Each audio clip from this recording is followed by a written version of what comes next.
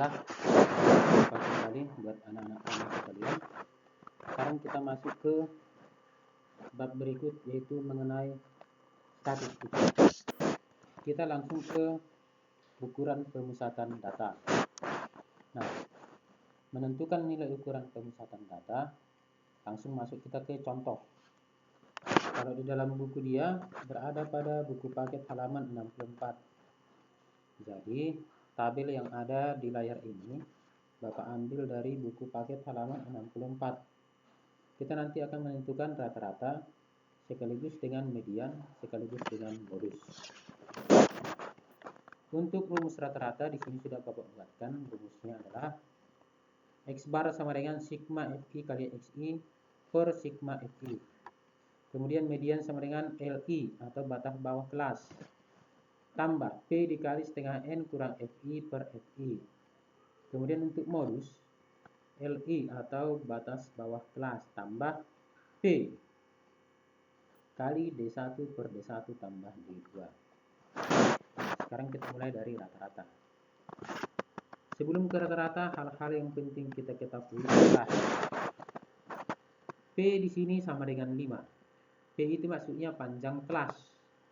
Artinya berapa angka yang tercakup di dalam satu kelas. Nah, di sini kan ada 30 sampai 34, ada berapa angka dia. Kalau kita buat jaringannya 30, 31, 32, 33, 34, ada sebanyak 5. Sama itu dengan di sini. Jadi P-nya kita tetapkan 5 dengan perhitungan dari sini. Nah, kemudian batas bawah kelas. Kenapa Bapak ambil hanya batas bawah? Karena ini yang umum digunakan kemarin, yang LI, batas bawah kelas. Kemudian frekuensi langsung Bapak ambil dari sana, 5, 10, 7, 20, dan 8. Nah, sekarang kita lanjut untuk menghitung rata-rata dulu. Untuk menghitung rata-rata, kita butuh FI. FI-nya sudah ada. Kita butuh XI. Apakah sudah ada XI-nya? Belum. Maka kita hitung dulu XI-nya. XI itu adalah titik tengah kelas. Maksudnya nilai yang tepat di tengah-tengah antara 30 dengan 34. Angka berapa itu? Itu angka 32. Berada tepat di tengah-tengah 35 dengan 39. Caranya tinggal jumlahkan bagi 2. Jadi nilainya adalah 74 dibagi 2 sama dengan 37. Kemudian seterusnya 42, 47, 52. FI sudah ada, XI sudah ada. Sekarang kita tinggal FI dikali XI. Artinya ini kita kalikan kemarin. Karena ini Bapak buatkan di Microsoft Excel, maka formula pada Microsoft Excel berlaku. Langsung Bapak kalikan saja. 5 kali 32. 160. Kemudian 10 dikali 37. Kemudian 7 dikali 42. Kemudian 20 dikali 47. Kemudian 8 dikali 52. Dan ini hasilnya. Oke. FI dikali XI sudah selesai. Kita butuh sigma, kita butuh jumlahnya. Di sini sudah otomatis dia terjumlahkan, ya. Ini jumlah dari semua ini 160 sampai 416. Jumlahnya adalah 2180. Kemudian ini juga dijumlahkan frekuensinya karena yang kita butuh sigma FI. Berarti ini jumlah dari FI semua. Jumlahnya adalah 50. Maka rata-ratanya adalah 2180 dibagi 50. Hasilnya adalah 43,6. Baik. Kalau ada pertanyaan bisa nanti langsung di chat Bapak. Kita masuk ke median. Median tadi rumusnya adalah LI tambah P dikali setengah N dikurang FI. Ingat N itu sama dengan sigma FI. Berarti setengah N adalah setengah dari 50. Ya. FI itu adalah frekuensi kumulatif sebelum kelasnya. Kalau ini kita buat frekuensi kumulatifnya, berarti ini kumulatif di kelas 1 adalah 5. Kalau sebelumnya berarti 0. Kumulatif di kelas 2 berarti 15. Tapi sebelum kelas 2 berarti hanya 5. Kumulatif di kelas 3 adalah 5 ditambah 10, 15. Kumulatif di kelas 4 adalah 15 ditambah 7 adalah 25. Kumulatif di kelas terakhir adalah 22 ditambah 20 sama dengan 40. Baik, kita mulai bekerja pada median. Untuk bekerja pada median ini, yang kita butuh adalah LI, kemudian P, kemudian setengah N, kemudian FI, kemudian FI. Tapi permulaan kita mulai dari setengah N. Nah, setengah N ini ada berapa? Setengah N itu sama dengan 25. Ya, 25. Untuk apa ini duluan kita kerjakan? Untuk menentukan kelas. Maksudnya adalah di kelas manakah di sini yang sudah melewati angka 25?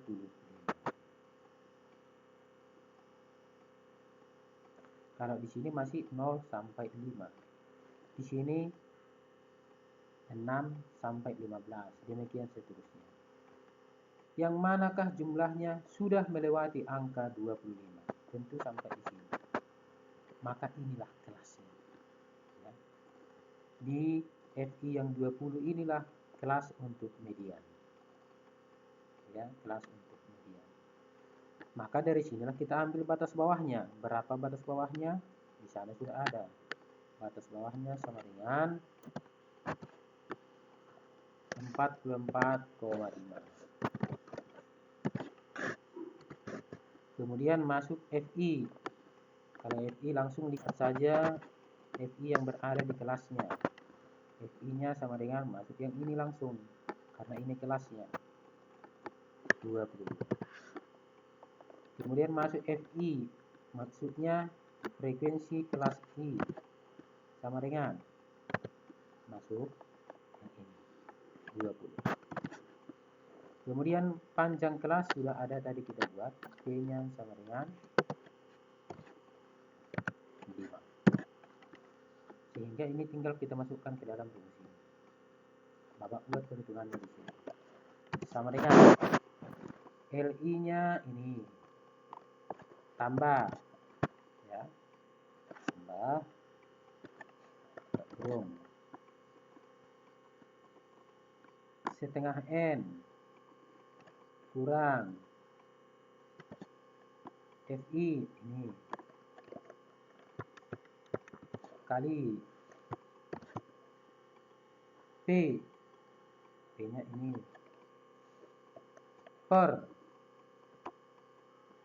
ini.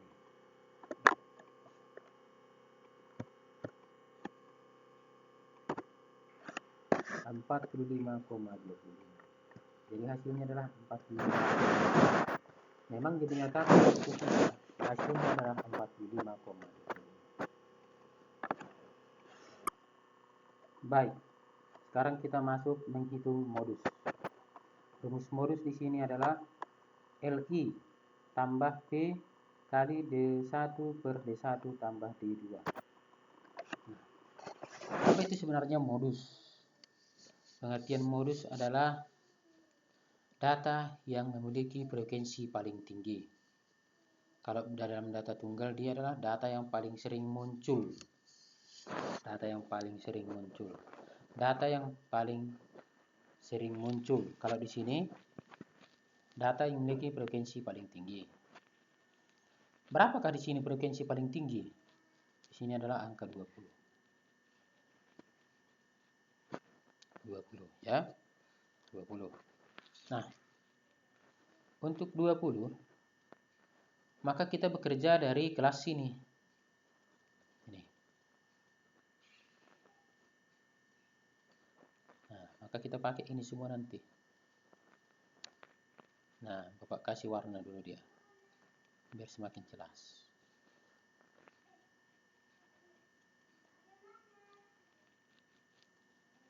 Oke, gitu ya. Kita pakai nanti yang berada di dalam warna kuning. Baik, kita mulai. LI, batas bawah kelas, yang warna kuning 44,5. Kemudian masuk D1. D1 maksudnya berapa beda angka 20 dengan kelas yang di atasnya? Berapa bedanya? 20 dengan 7 berapakah bedanya? 13. Istilah lain dari bedanya adalah selisih. Kemudian D2, berapa beda antara 20 dengan 8? Berapa beda antara 20 dengan 8 atau selisihnya? 12. Kemudian P itu adalah panjang kelas, di sini sudah ada sama dengan 5. Sehingga ini tinggal kita masukkan ke dalam rumus kemarin, ya. Karena ini dalam Microsoft Excel, maka langsung Bapak hitung aja sama dengan LI ini tambah P ini kali buka kurung delta 1 per delta 1 maksudnya D1 ya nak, per D1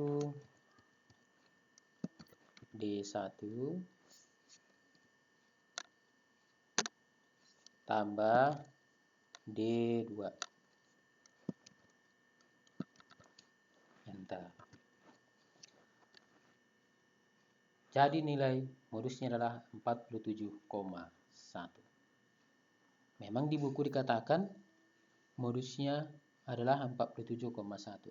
Tapi ada koreksian di buku, di situ D1-nya dibuatnya sama dengan 5. Sebenarnya dia adalah 13 ya nak, supaya nanti nggak salah perhitungan. Sekian dulu untuk ukuran pemusatan data. Terima kasih.